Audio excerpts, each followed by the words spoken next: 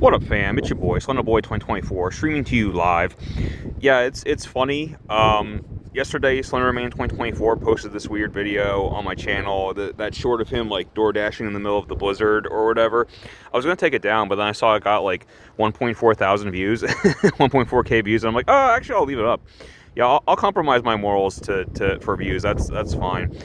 But yeah, I did an Arby's fast food short recently, and that was going to be like my last fast food short because I was getting kind of tired of them. I thought that would bomb, but then that blew up somehow. That got like 3.1K views. So I'm like, okay, just kidding. I'm going to keep doing the fast food shorts. And what I've been experimenting with, I'm trying to transition to doing more anime related shorts. I know that's very like nerdy and weeby, but they've been doing pretty well. I did like the Samurai Troopers short, and I did the Good Morning Sakura short from Fate Stay Night, and both of those did like 1.6 thousand views. So I'm like, okay, yeah, I'm doing something right. Yeah, that's kind of what I want. So that's where I want to be. So I think I'm going to keep on doing the anime shorts. But yeah, let's get into the nitty gritty. What we're here for today. So let's take a look.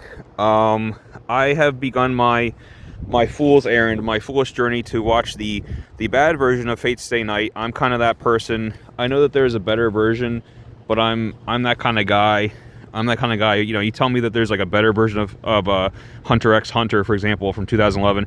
I'm like, oh, well, what about the 90s one that's more flawed and forgotten and harder to find? Yeah, I want to watch that one. I want to watch that one. So you tell me that there's like a better version of Fate Stay Night by UFO Table. Well, I don't want that one. I want this one. And so there are many seasons of this show, or rather many series, because this is all about like different Holy Grail wars, what have you. So most of the shows are on Crunchyroll, and I believe there's 1 or 2 seasons that are exclusive to Netflix for some reason. But if you want the OG, okay, you want the 2006 Studio Deen adaptation that everyone hates, then you want this. You can only find this on DVD, and that's right, I found it. And what's funny is I actually have this too. I got the Unlimited Blade Works movie. This was only like $10 on eBay, and this was like, I think, about $20 on eBay for the whole freaking series. What's funny is like these suck, so like nobody wants them. That's the good thing. That's the good thing. You can find these very cheap on eBay. So like that's what I did. That's what I'm doing. So I plan to do like a full length, retrospective, like a full video on the Fate Stay Night series. But I'm watching it and I'm like, I already have a lot to say, and so I kind of wanted to do a video early on into my journey just to chronicle, because I'm watching. What is it? Usually I have like a 3-episode rule with an anime, but I'm watching the first disc, right? There's 4 episodes per disc. So I think I'm just going to give my thoughts on the first 4 episodes or so, just to give like my first disc, reactions. Obviously I'm going to continue with the series regardless because I bought the whole freaking set. So obviously I'm going to keep going, but like just to kind of get some of my thoughts down early on, and like I have some theories and see where I'm right or wrong, and that'll be fun to compare that to when I do my video about the finale and about where the series ended up. But yeah, this let me just give my thoughts real quick on the studio. So later on, like I said, another studio called Studio UFO Table will take over the series. They'll do a prequel series called Fate Zero that everyone really likes. I hope to eventually get to that. I still have a lot to get through to get to that. But UFO Table, they're quality. They've done, the Demon Slayer anime. I'm sure you've heard of it. Their productions are known for amazing god tier animation, and that's what I did my little short, that Good Morning Sakura short. I was just like kind of flipping through the first episode of their anime, and Jesus Christ, the animation quality, it's night and day. I mean, to be fair, this is also an older anime. The UFO Table shit wasn't until like 2015 or so. This is 2006 animation, but regardless, this is like bad 2006 versus good 2015. You know what I mean? Like this wasn't even that great animation for the time. So yeah, so that's a quality studio, but then I didn't want a quality studio. I wanted the Studio Deen version. Studio Deen, well, let's talk about them for a second. They're still going. They are just failing upward. I don't understand how that studio keeps getting work. Everyone hates them. They're like basically known for just always botching adaptations of stuff. Most certainly of which includes Fate Stay Night. But let me just talk about them for a second. So, I mean, they have an anime that just came out this year, Shibo Yugi, which I'm actually enjoying. I was shocked to learn that was Studio Deen. But Studio Deen, they adapted the visual novel series Higurashi, When They Cry, When the Cicadas Cry, which I actually liked. I know that has a remake now that people consider to be better, but I watched the Deen adaptation way back in the day, in the early 2000s, and I thought that was actually pretty good. As someone who hasn't played the visual novel, that's like the one good one they did. People do like that. But I've talked to a few people who played the visual novel, and they said that even that one, Deen kind of skipped a few key plot points. They did screw up a few key scenes from the original visual novel. I can't really speak to that. I can tell you that for someone who hasn't read the visual novel, you can just watch that anime and you'll be perfectly fine. That is not the case with the next series they did, Umineko, When the Seagulls Cry, which is it's very complicated. It's a sort of sequel to Higurashi. We'll maybe I'll do a video on Umineko at some point, because trust me, there's a shit ton to say about that series. That's one of the worst Studio Deen adaptations. They botched that so bad. Basically, fans of the visual novel hate that anime because they screw a lot of details up. Studio Deen is known for just skipping over huge, important plot points. That they're just all about, quantity over quality. Like, they just want to run to that finish line. Like, I'm sure they have like these crazy deadlines they need to meet or whatever, but they're the masters of cutting corners. They will cut out characters, plot points, subplots that they don't think are important, and basically they screwed up that anime adaptation. So they assume that they assume that the viewer had played the game, which is a huge flaw. So viewers like myself who have not played the visual novel, the anime is like incomprehensible. You can't keep up with it. It's too much, and it needs a second season, and they never even finished it because the first season bombed so bad they never got to finish the story anyway. So that anime is worthless. But yeah, people who played the game hate the anime because they basically cut out too many important details so that they can't even finish the story anyway. They'd have to do a full reboot at this point anyway. So good job, Studio Deen. Stay classy, keep screwing everything up. But yeah, in 2006, let me give Deen like a little bit of credit here. Fate's Stay Night, for those who don't know, it's a visual novel from 2004, which, by the way, I did a little bit of research. I need to make a point about this. You can finally play the visual novel on Steam. It's available now. Okay, now. It was released on Steam, I think, either 2024 or 2025. The game came out in Japan in 2004. 20 fucking years ago, okay? And it was just translated and brought over here, finally, 20 years later. So, all those people who are like, oh, why can't you just go play the visual novel? Why do you have to watch the anime? Well, the visual novel wasn't really widely available or translated until very recently, because that's a lot of fucking text to translate. So, you could really go hunting for like a fan patch, I suppose, but a lot of people who are new to the series don't really want to go through that kind of work, especially when they have just barely begun the series. So, I'm sure diehard fans have done shit like that, but like I'm a newcomer. I'm a newcomer to the Fate series. I'm sure a lot of people are. A lot of people are turned off by how intimidating and big the Fate series is to get into, and I don't blame them. I'm kind of on the. I mean, I'm going to spoil this right now. I don't really like this anime, but I do think it's funny and fun to talk about. So I am going to do a review series on this anime. But no, so far I don't really like it, and I don't really want to put in any extra legwork into diving deeper into the lore or finding the visual novel or playing the visual novel. I'm going to watch this anime.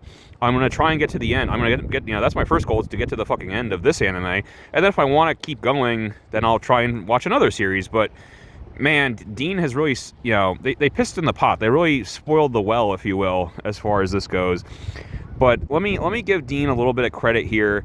Fate's Stay Night is a huge fucking visual novel, okay? And I'm just giving you the super bare bones Cliff Notes version because we don't really have time. I might go into this deeper in the next video when I talk about the series after I finish it.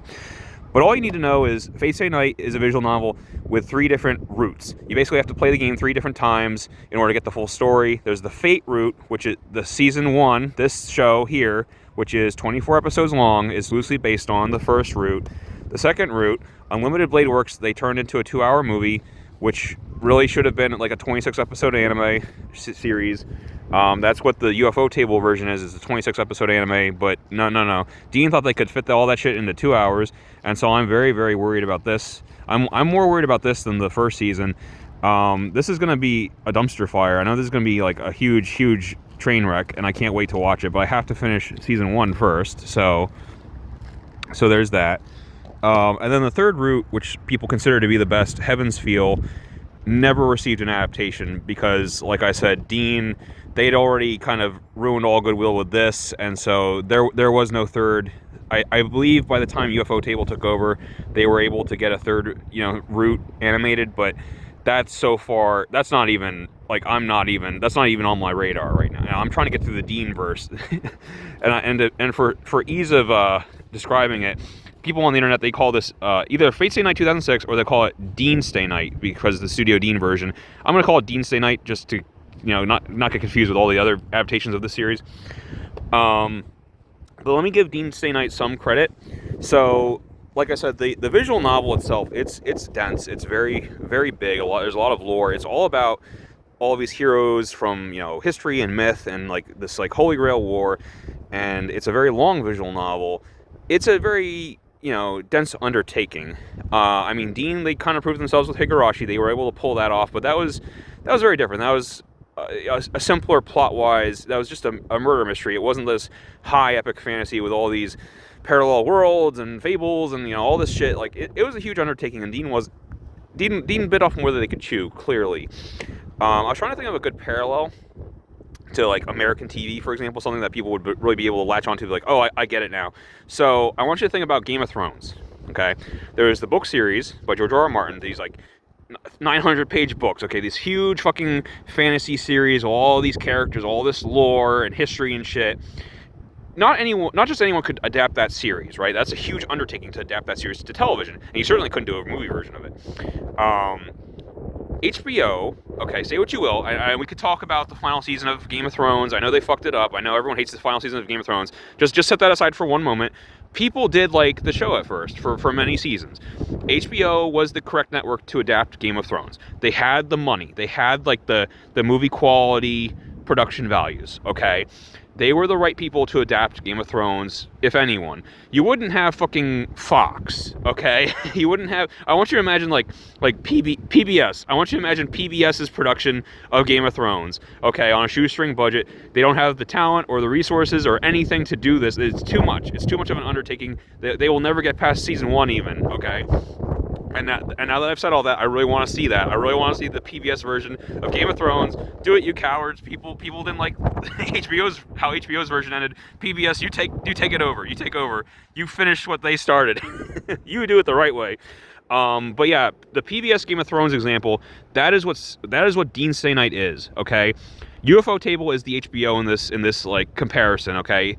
UFO Table's HBO. Deen is like fucking whatever. Fox, PBS, FX, whatever you want to call it. They're a studio that took over this material and they just couldn't do it. But they were signed on and they had to commit. They had to commit and they had to do it. So that's where we are. We're here with Deen Stay Night, episodes 1 through 4. So yes, okay. Let me say some good things first. Honestly, for a 2006 anime, and I'd heard things, I'm sure it's a situation where like they run out of money and the animation takes a dip in quality as the series goes on. I've only seen episodes 1 through 4. Honestly, from what I've seen so far, the animation's pretty good. For a 2006 anime, it's not that bad. In fact, a series that I admitted to liking by Deen, Higurashi. Okay, Higurashi, it's good, but by God, the animation got really bad at some points, and that was in later episodes when clearly they like ran out of money or whatever. Like the visuals really took a nosedive. I think that's going to happen with this too. There have been some pretty good visuals in the fight scenes and everything so far. I'm sure that's going to take a nosedive later on because Deen, they're the queen of that. Look up, what is it? Deen's also infamous for the third season of Seven Deadly Sins. I haven't watched the anime, but I've seen some clips, and man, the animation took a nosedive because Deen, didn't budget their money right, as always. But yeah, what really soured this, what really ruined this for me, and I shouldn't have done it. If you're gonna watch this series, do not watch the UFO Table version first. Do not watch any of it. Do not watch a clip of it. Do not watch an episode of it. Do not watch any of the UFO Table version until you have finished this version, because it ruins it. Because you realize, oh, here's what this looks like with good animation.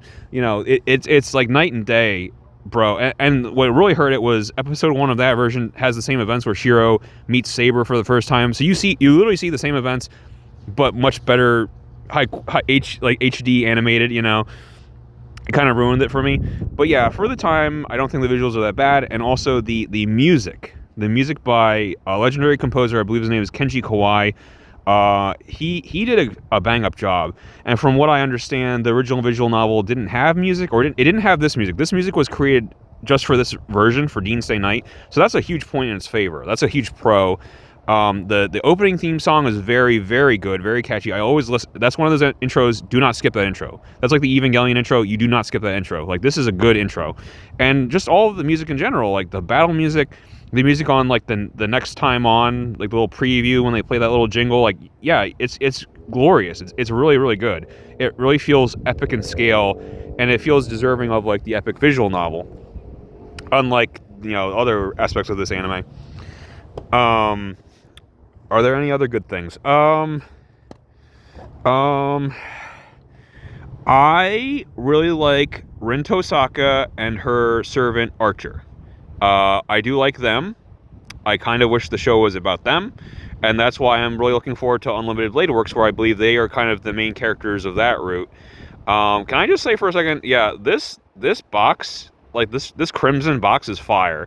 Like, again, because it's all about Rin and Archer, whose primary color is red. So I like that little. I love little details like that. Like, it's such a small thing, but companies don't realize, like, it makes a world of difference to people like me. When you're like, okay, you know, this is going to be like a special movie about these two characters. Yeah, let's just make the box red. You know, just like a little detail like that. Hell yeah, hell yeah. So that's something I like. I think I'm officially out of things I like about this. I like this. I like these DVDs, like these thin pack DVDs. I miss these. Yeah. Before I start shitting on the show, let me just kind of go through the artwork. Let's take a look at that. So, yeah, here we've got Saber, we've got Shiro, we've got Rin, we've got Archer. Here's Saber injured because Berserker just beat the living hell out of her. There's the little Russian girl, Ilya. What's funny is, like, all these people are in high school. I think these two characters, Shiro and Rin, are like 15 or 16. Ilya acts like she's 7, but I was told recently that she's older than them. She's actually 18. That's crazy. So she's just like a petite 18-year-old. She acts like a child, but whatever. There's Saber. Her sword is invisible. We'll circle back to that in a minute. I'm going to get into all these details in a second. I just want to take a moment to appreciate the artwork. Let's pop this. I love these thin packs. So each thin pack comes with 2 DVDs. Fate Stay Night. Oh. How'd that get in there? Redo of Healer. Oh, no. Don't tell Lizzie about that one. Lizzie can't know. She can know about Fate Stay Night. Lizzie can't know about Redo of Healer. That you weren't supposed to see that. I'm sorry about that. I don't want to get demonetized. Let's put that away. Anyway, what else we got here? And that's why I like collecting the DVDs, because I miss, like, you know, the artwork you get on each DVD. Rin, Saber, Archer, Saber. I don't know who that is. I haven't gotten to him yet. Yeah, I really like Rin a lot. Her design, honestly, she's a tsundere for sure, but she reminds me of Asuka from Evangelion. Not just because of the pigtails, but also because she's a badass. She's been trained since birth to be a mage, just like Asuka was trained since birth to be a naval pilot. And she has to deal with, like, a dumbass, incompetent main character, just like Asuka had to deal with Shinji. Actually, Rin, Asuka was German and spoke German all the time. Rin, when she performs magic, I caught some German. I caught some German when she was casting some spells. So that's another little Asuka comparison there. Archer's a fucking badass. He looks like fucking Devil May Cry. People ask me all the time, like, oh, if you could be like any anime character, or like what anime characters, like, aesthetic do you vibe with the most? Like, I vibe with Archer. I wish I looked like Archer. That's like me as an anime character. I don't know who that is. And then we got, yeah, here's, I don't know who that is. I haven't gone to him yet. Oh, that's Lancer. Saber fights him in the episode I saw. There's Saber, there's Shiro. He's always getting fucked up. Shiro's always getting injured. We'll circle back to that in a second. I don't know who that is.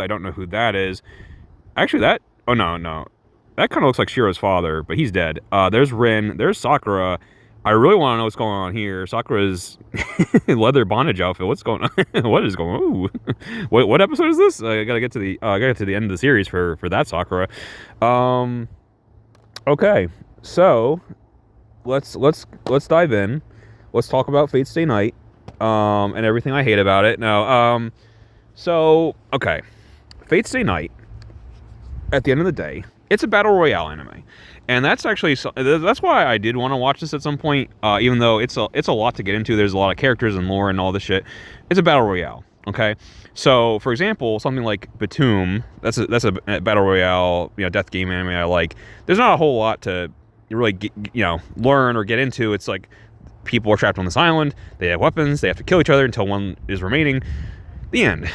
Unfortunately, this one gets a little more complicated. So every so many years, let's say every 10 years, they have something called the Holy Grail War, and all these mages. So think of like Pokemon trainers and their Pokemon. So mages like Shiro and Rin, they summon their summons their servants to fight for them. So Saber and Archer are like Pikachu and Totodile or something, Chikorita, and they battle each other in this tournament until one remains, and that person wins the Holy Grail Cup. And the person who wins the Holy Grail Cup gets they're like it's like the Dragon Balls. You get one wish granted. It's very vague. And from what I gather so far, Shiro wants to use his wish to basically end the Holy Grail Wars in general, because he doesn't like violence, he doesn't like killing or violence. So he wants to end the tournament. He's going to win the tournament in order to end the tournament. And it's like I've seen that type of thing before. That type of shonen, that pacifist shonen guy. He. It's funny because, how do I put this? So I'm a big fan of Battle Royale, for example. The novel, the manga, the live-action movie.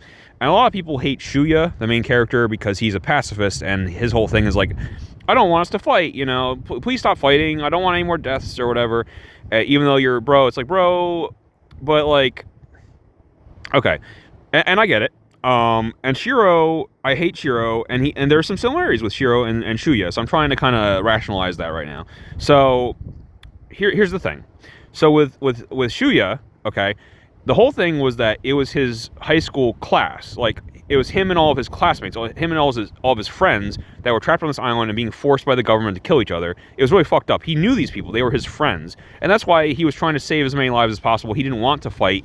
But even Shuya, towards the end of the series, even he was like, oh yeah, like this Mitsuko girl is a problem, or like this Kiriyama guy, he's a problem. Like, I do have to kill him. Like eventually, and he does kill a couple people. Eventually, he does compromise his morals. He's like, okay, well, I don't want anyone to kill me or my girlfriend, so here we are. Shiro is like Shuya on steroids. Like, this man, and people warned me about Shiro. People warned me about him, that I would hate him, and I do. I hate him so much. He is like the worst version of every idealistic hero anime protag. So, okay. So his dad died. His dad was a participant in the previous Holy Grail Wars, and Shiro is like, carrying on his fight or whatever. And Shiro's whole thing is he's always like, I want to be a hero of justice. Like, people will ask him, like when you ask him, what do you want to be when you grow up? I want to be a hero of justice. And it's the most cringe thing to say. I hate it every time he says it. And this only works in like a shonen anime, like My Hero Academia. Deku says it all the time, and even Deku annoys me. But like in Deku's case, his series literally takes place in a world of superheroes with characters like All Might. So it makes a little more sense for him to say things like that. To say like, oh, I want to be a hero of justice or whatever. With Shiro, it doesn't make sense, because Shiro, he's literally in a death game, in a battle royale tournament. There's no place for superheroes here, Shiro. There's no place for, heroes of justice, so to speak. Like, everyone's looking at you like you're a crazy person every time you talk like that, and I'm looking at you like a crazy person because you are a crazy person. Okay.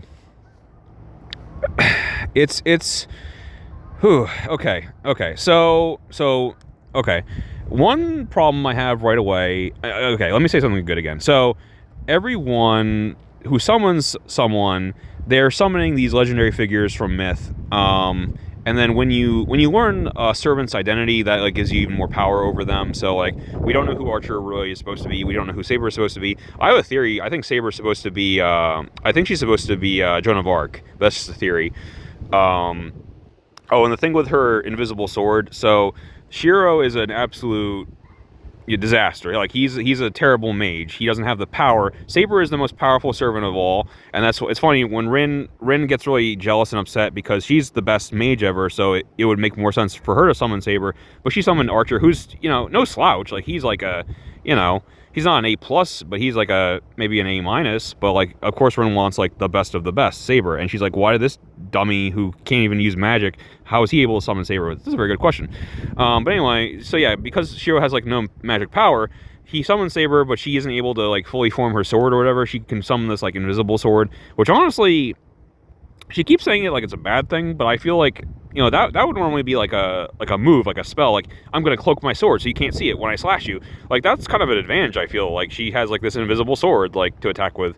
I don't know, but like eventually I'm sure, and you see that on this cover actually, they already show the sword, so they spoiled that on the front cover of the first DVD. But yeah, she summons the sword eventually, and like I'm sure it's more powerful when you can see it. But yeah, I'll give you an example. So Ilya summons Berserker, who is Heracles or Hercules. So everyone has like a, you know, someone from myth. That's something I really like. That's a really cool concept, and I like how the masters get involved in the fights, to an extent. That's something I always want from Pokemon, where it's like the trainers always just kind of stand there. Like Ash is like, "Oh, Pikachu, go use tackle," but he's just like standing there. There's a game, Pokemon Legends of Arceus, where I heard that you like the trainer, you're like running around, you're like throwing sandbags or something. You know, you're doing something. You're involved in the fight a little bit more than usual. So I do want to play that game. But I always like, my favorite version is actually, if you remember that anime Zatch Bell, that was similar to Pokemon 2, where everyone had like a Momomoto partner, but like the trainers would still like Kyo would be like, you know, shoot there, Zatch, you know, and he'd point his fingers, and that's where Zatch would shoot his Thunderbolt. So like Kyo was always very involved in the fight, you know what I mean? And so I want that out of this, and I hope, so that if that is what happens, I hope that's what happens, then that will be cool. To see the trainers, so to speak, get involved in the fights as well.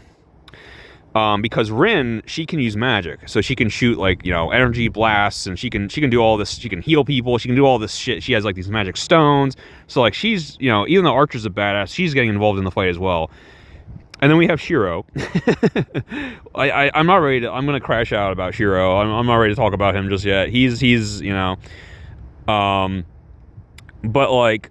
Okay, so here's something that pisses me off, right? So this is like a tournament that happens every 10 years for like a magic rail that can like grant any wish, and it's like a worldwide tournament, but like it's all too like everyone goes to this school, for like everyone's congregating at this school, like for example, two of the trainers are students in the same fucking homeroom. They're both students at this school.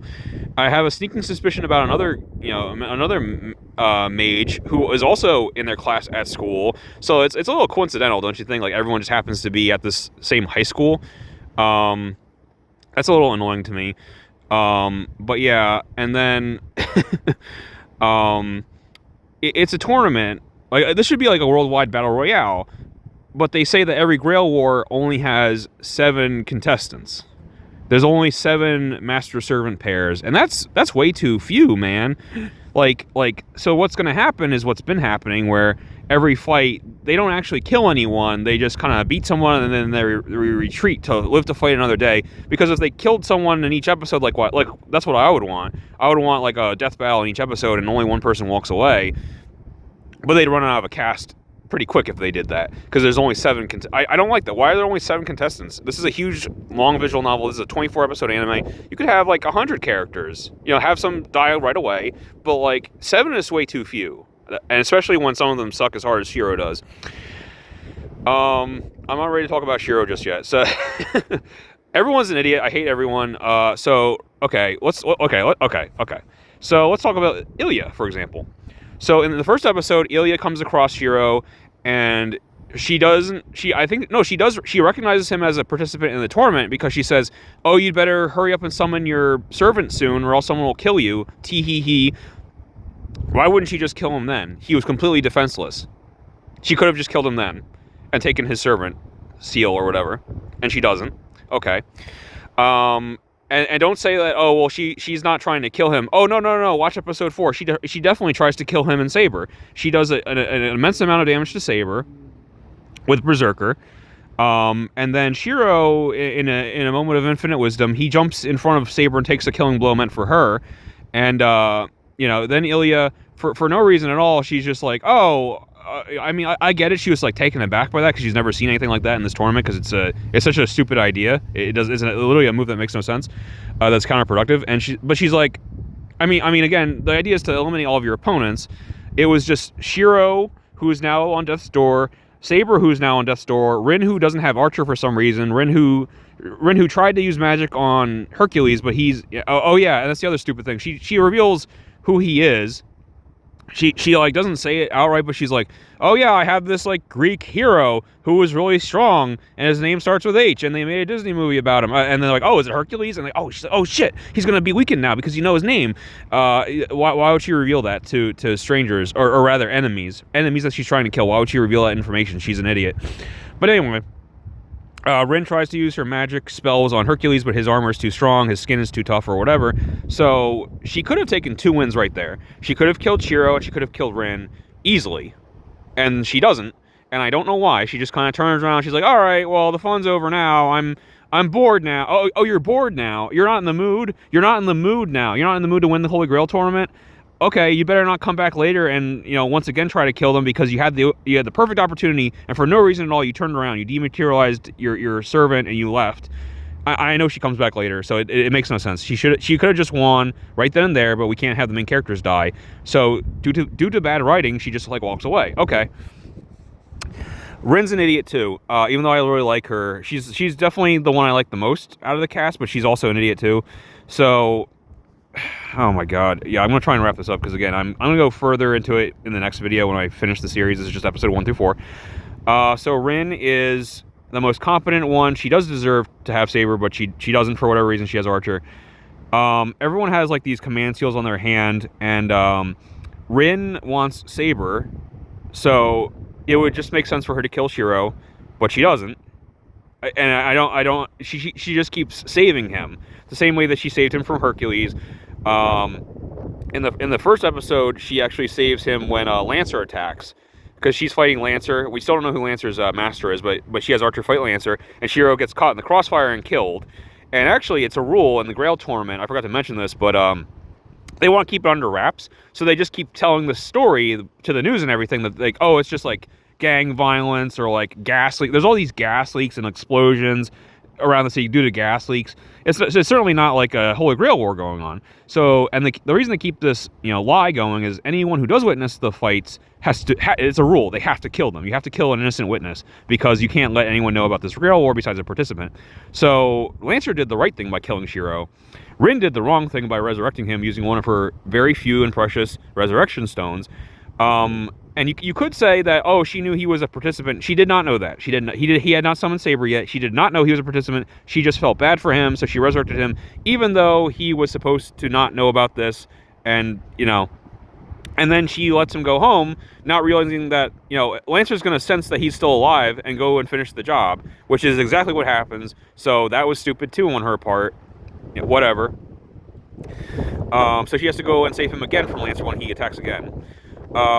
Shiro is also stupid. Shiro doesn't want to fight in the tournament, but he also doesn't want Saber to fight in the tournament because he doesn't want her to get hurt, but he also doesn't want anyone to die in the tournament, so he's going to fight in the tournament. He's going to win the tournament to stop the tournament forever or something. It's his morals are basically, you're a girl, so you shouldn't fight, which is so stupid because in this case, Saber is literally his summon spirit to fight. So Shiro, he knows like level 0 magic where he can reinforce a baseball bat, he can reinforce a desk. So he's like, oh, I can just fight all the servants. I can fight the servants instead of imagine if Ash like didn't let Pikachu fight and he was like, he just rolled up his sleeve. He's like, oh no, I'll just fight Charizard myself. That's what Shiro is in a nutshell. He is so stupid. He is such a hypocrite. He doesn't make any sense. He insists on fighting instead of Saber. And Saber's like, well, what the hell am I here for? I'm like the best servant there could be. And so he ends up getting hurt all the time, and Rin always has to save him and heal him, using up her precious mana. Later on, Shiro is able to heal himself using Saber's mana, but in order to do so, he has to drain her of her mana. So he's always screwing someone over by doing what he does. He doesn't even realize it. He's like, oh no, I'll just fight. I won't let anyone else get hurt. I'll fight in their place. Even though, bro, you're just a guy with a bat. You have no chance of defeating any servant. Like, what did you think was going to happen when you went up against Hercules? Like you don't even think, bro. You don't even think. He's a moron, and I hate him. There's more to say, but I'm rambling at this point, and my phone battery is dying. So we're gonna leave it there for now. That's episode 1 through 4 of Fate Stay Night. I expect it to only get worse and more confusing. I hope Shiro drops this whole it's bullshit where he won't let Saber fight because that's the whole point of the Grail tournament. She has to fight. That's why he summoned her. I just want her to be a regular girl. Yeah, newsflash, genius. She's like Joan of Arc or something. She's not a regular girl. What are you gonna do? Just have her go to school? That's the other, I have to say real quick. I'm gonna crash out. If you knew, okay, if you knew that like people were after your life, like people like Lancer or Ilya's Berserker or even Ren is technically his opponent,